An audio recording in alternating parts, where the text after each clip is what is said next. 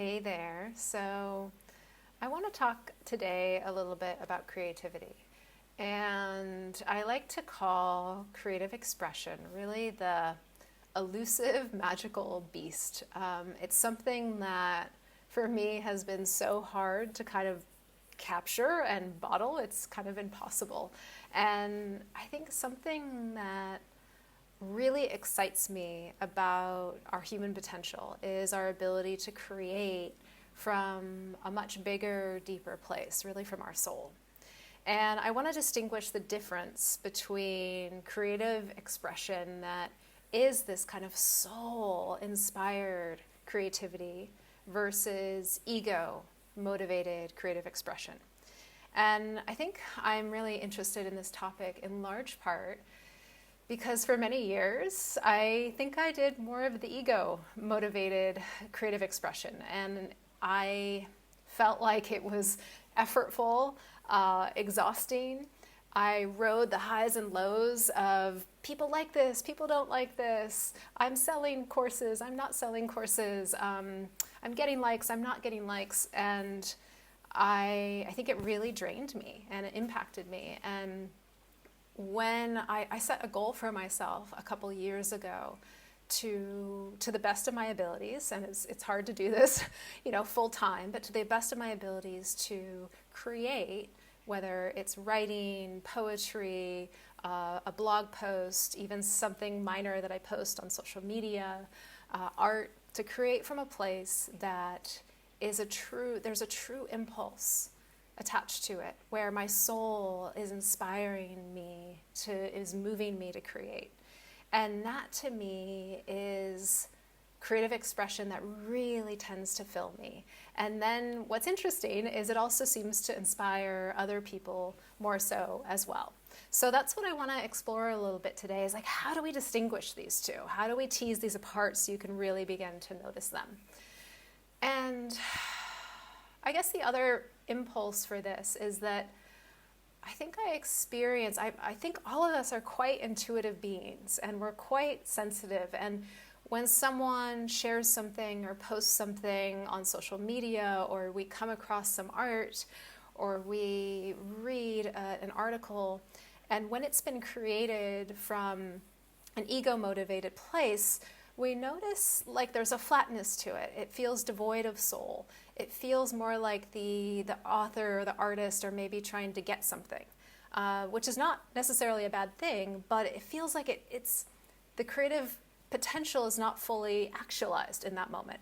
Whereas, again, when I'm on social media or I'm reading some articles or I'm walking through an art studio and I come across that piece of art or that article that really has come from a deeper place, it touches me deeply, it inspires me, and it awakens something in me. So this is what I want to really tap into around our creative potential, is how do we start to access more of that soul-inspired creative expression. So let's tease these apart a little bit. So creative expression that tends to be more ego-motivated. And this is not to say that this is the wrong way and that all ego-motivated creative expression is bad. It's necessary, and a lot of us do it. But as I said before, it's not the whole picture. There's so much more. So for me, how I kind of can tell when my creative expression is coming from that place is there's maybe a weightedness to it.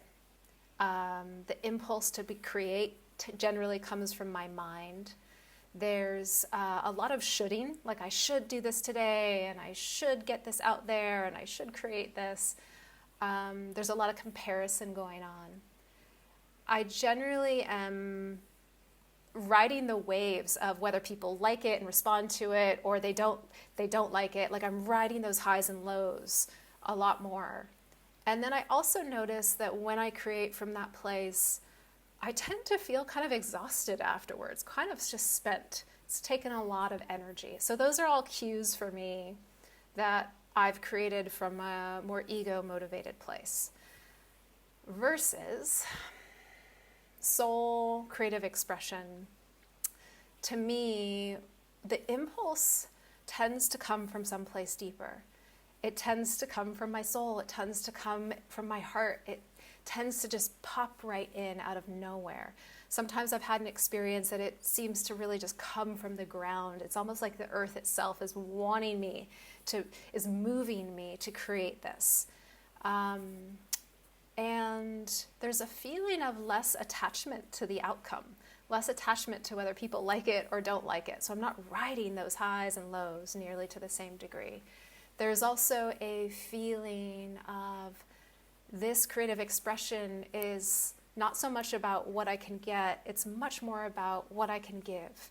So it's really, the impulse to create is service, is joy, is for the love of the creative expression.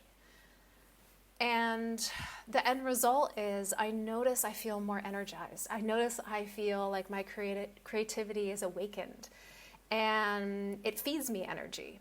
And there is a feeling as a result, it tends to inspire other people to a larger degree as well, and awaken something within them or touch them deeply.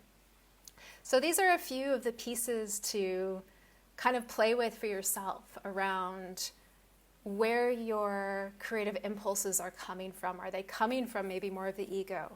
Are they coming from maybe more of your soul? And to begin to play with that. And one of the questions I like to ask myself when I have a creative impulse, or when I want to share something with a friend, or write this blog post, or create this article, or create this online course, is I'll just ask, what actually most wants to happen right now? What most wants to happen right now? Instead of what I want to happen, or what I want to be shared or said or created in this moment, what most wants to happen? And it feels like we're opening up to something larger in those moments, and inviting something larger, whether it's our soul, whether it's the universe, whether it's creativity itself, to move through us.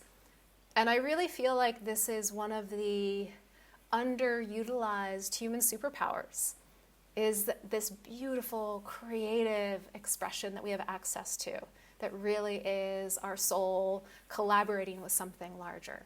So you can see the big smile on my face. I love this topic. I feel like there's so much more to share, but I'll leave that with you today. And I hope you're having a wonderful day.